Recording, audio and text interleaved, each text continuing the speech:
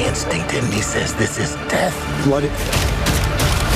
Every time I survived a war zone, I thought I was sending a warning home. Don't do this. But here we are. There's some kind of misunderstanding here. That's a look at the new film Civil War, which takes place in a near future America. The country has split into factions at war with each other, and a seasoned war photographer, played by Kirsten Dunst, is right in the middle of it. Yes, and joining us now in studio is the writer and director of the film, Academy Award nominee, Alex Garland. So nice having you here. Thanks for having me. This is quite the movie. I mean, we saw it together. We both walked out of the theater, and it's one of those films that really stays with you. You think about it a lot, you know, hours after you've seen it. Kirsten Dunst was so good in this. She plays this seasoned photojournalist, and I've never seen her in a role like this before. What was it like for you working with her and watching her bring this character to life? The thing about Kirsten is she began as a child actor, so everybody's seen her grow up in the way that happens. Obviously not all child actors make that weird transition into being adults, but she really did. And so there's a funny familiarity even before you meet, because you've just seen her for so many years, decades. But she brings that with her, and it brings a kind of life experience that oddly worked well for a photojournalist, because they need to have lived too. So it worked really well. I'm also a big fan of Jesse Plemons, who is Kirsten's real-life husband. Correct. They have quite the scene together. Jesse's fantastic too in this film. Yep. Talk to us about this scene, about them working together. What was that experience like? Well, them working together was just a lucky accident. There was another guy going to do his part. He dropped out like a week before we started shooting. I thought, okay, we're in really big trouble, and happened to be walking into a room with Kirsten and said, okay, we're in trouble. And she said, all right, let me call Jesse. And then he just walked straight in, and I went from being very dejected to very relieved in about 10 minutes.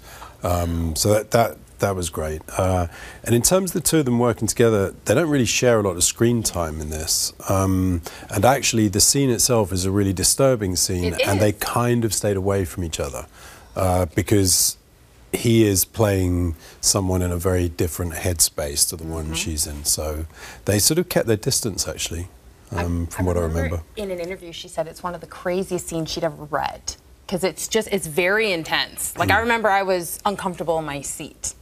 Did you know he was going to be that creepy? I hoped he would.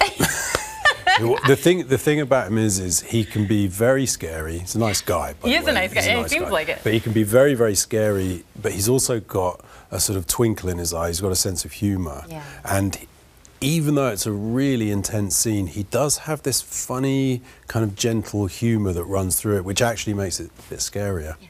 So, yeah, he was awesome. You have written scripts for some of my favorite movies, 28 Days Later, Ex Machina, Never Let Me Go. I just talked to you about this before we started rolling the cameras. Oh, that movie really, really got me. It's such a good movie. How did you even come up with the idea for Civil War? I think the idea was like everywhere. Yeah. I wrote it 4 years ago. If you think back 4 years, it was basically like now. I know in Canada you're not as crazy as the rest of the world, which is a good thing, by the way, don't change.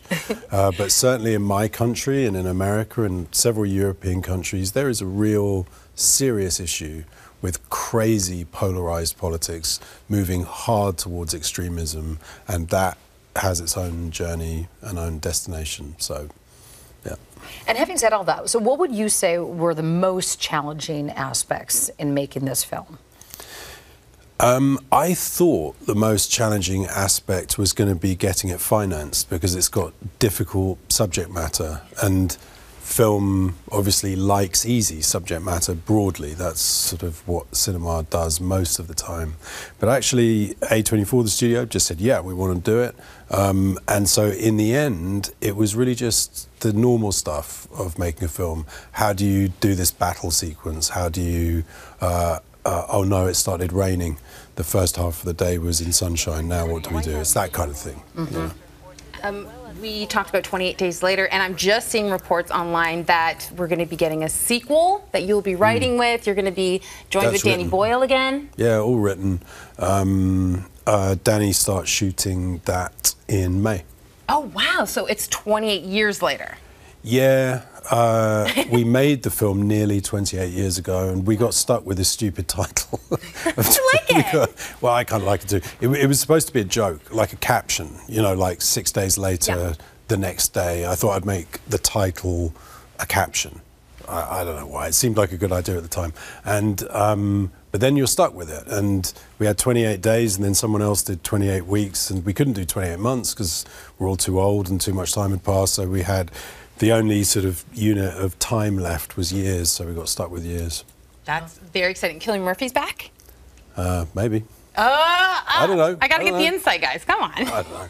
Who knows? It's all so mysterious. Okay. She's our entertainment reporter. I had to ask. I needed to know. Sure. It's fine. Well, thank you so much for being here. Civil War was so good. You can catch it in theaters April 12th. Thank you. Thank you.